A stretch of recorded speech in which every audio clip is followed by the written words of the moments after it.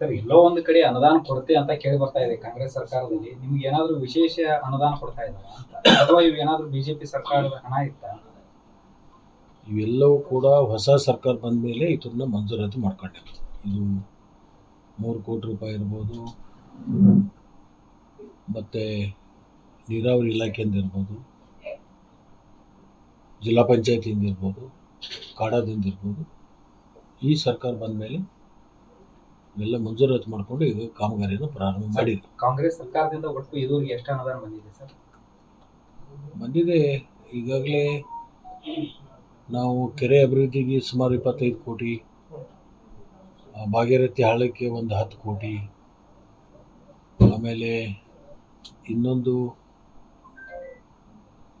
ನಮ್ಮ ಪುರಸಭೆ ಇಲಾಖೆಯಿಂದ ಸುಮಾರು 10 ಕೋಟಿ ರೂಪಾಯಿ, ಅನೇಕ ರಸ್ತೆಗಳ ಕಾಮಗಾರಿ. ಈ ಸರ್ಕಾರ ಬಂದ ಮೇಲೆ ಪೂರ್ಣ ಪ್ರಮಾಣದ ಬಜೆಟ್ ಮಾಡಿಲ್ಲ. ಹಿಂದೆ BJP ಗೌರ್ಮೆಂಟ್ ಇದ್ದಾಗ ಬೊಮ್ಮಾಯಿ ಅವರು ಅವತ್ತು ಬಜೆಟ್ ಮಂಡನೆಯನ್ನು ಮಾಡಿದರು. ನಮ್ಮ ಸರ್ಕಾರ ಬಂದ ಮೇಲೆ ಸಿದ್ದರಾಮಯ್ಯನವರು ಹಣಕಾಸು ಸಚಿವರು ಮತ್ತು ರಾಜ್ಯದ ಮುಖ್ಯಮಂತ್ರಿಗಳಾಗಿ 8 ತಿಂಗಳಿಗೆ ಒಂದು ಬಜೆಟನ್ನು ಮಾಡಿರ್ತಕ್ಕಂಥದ್ದು. ಈ ಸರಿ ಸ್ವಲ್ಪ ಹೊಸ ಯೋಜನೆಗಳು ಬರೋದರಿಂದ ಅದು ಮಧ್ಯಮ ವರ್ಗದವರಿಗೆ, ಬಡವರಿಗೆ ಈ ತುಟ್ಟಿ ಕಾಲದಲ್ಲಿ ಬದುಕಿಗೆ ಒಂದು ಆಶ್ರಯ ಆಗಬೇಕು ಅಂಥೇಳಿ 5 ಗ್ಯಾರಂಟಿ ಯೋಜನೆಗಳನ್ನು ಅನುಷ್ಠಾನಕ್ಕೆ ಬಂದಿರೋದ್ರಿಂದ ಸ್ವಲ್ಪ ಹಣಕಾಸದ ಅಭಿವೃದ್ಧಿಗೆ ಸ್ವಲ್ಪ ಕುಂಠಿತ ಆಗಿರ್ತಕ್ಕಂಥದ್ದು. ಆದ್ರೂ ಕೂಡ ಅದನ್ನು ಸರಿತೂಗಿಸಿ ಮುಖ್ಯಮಂತ್ರಿಗಳು ಸಾಕಷ್ಟು ಅನುದಾನವನ್ನು ಎಲ್ಲ ಶಾಸಕರಿಗೆ 25 ಕೋಟಿ, 30 ಕೋಟಿ, 40 ಕೋಟಿ ಹೊಸ ಯೋಜನೆಗಳಿಗೆ ಮಂಜೂರಾತಿ ಕೊಡ್ತಕ್ಕಂಥದ್ದು ಭಾಳಷ್ಟು ಕಾರ್ಯಗಳನ್ನು ಮಾಡಲಿಕ್ಕೆ ಪ್ರಾರಂಭ ಮಾಡಿದ್ದಾರೆ. ನಾಳೆ ಹೊಸ ಬಜೆಟ್ ಆಗುತ್ತೆ 16ನೇ ತಾರೀಕು.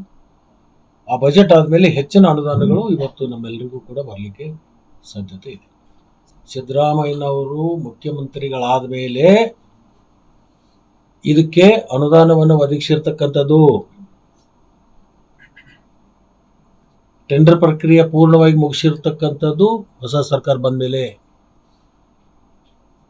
ಅಲ್ಲಿ ಬೋರ್ಡ್ ಇರುತ್ತೆ, ಅದಕ್ಕೆ ಮುಖ್ಯಮಂತ್ರಿಗಳ ಅಧ್ಯಕ್ಷರಿರ್ತಾರೆ. ಅವರ ಅಧ್ಯಕ್ಷತೆಯಲ್ಲಿ ನೀರಾವರಿ ನಿಗಮದ್ದು ಅಪ್ರೂವಲ್ ಕೊಟ್ಟಿರ್ತಕ್ಕಂಥದ್ದು, ಮಂಜೂರಾತಿ ಕೊಟ್ಟಿರ್ತಕ್ಕಂಥದ್ದು, ಟೆಂಡರ್ ಪ್ರಕ್ರಿಯೆಗೆ ಪ್ರೊಸೀಡಿಂಗ್ ಆಗಿರ್ತಕ್ಕಂಥದ್ದು ಈ ಸರ್ಕಾರ.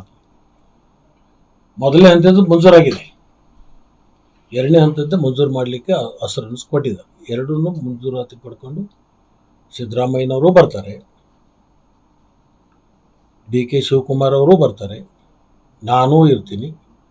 ಎಲ್ಲರೂ ಕೂಡಿಕೊಂಡು ಸಾರ್ವಜನಿಕರ ಮಧ್ಯದಲ್ಲಿ ಪೂಜಾ ಪುನಸ್ಕಾರವನ್ನು ಮಾಡಿ ಕೆಲಸವನ್ನು ಪ್ರಾರಂಭ ಮಾಡ್ತೀವಿ. 2.5 ವರ್ಷದಲ್ಲಿ ಆ ಭಾಗಕ್ಕೆ ನೀರು ಕೊಡ್ತೀವಿ.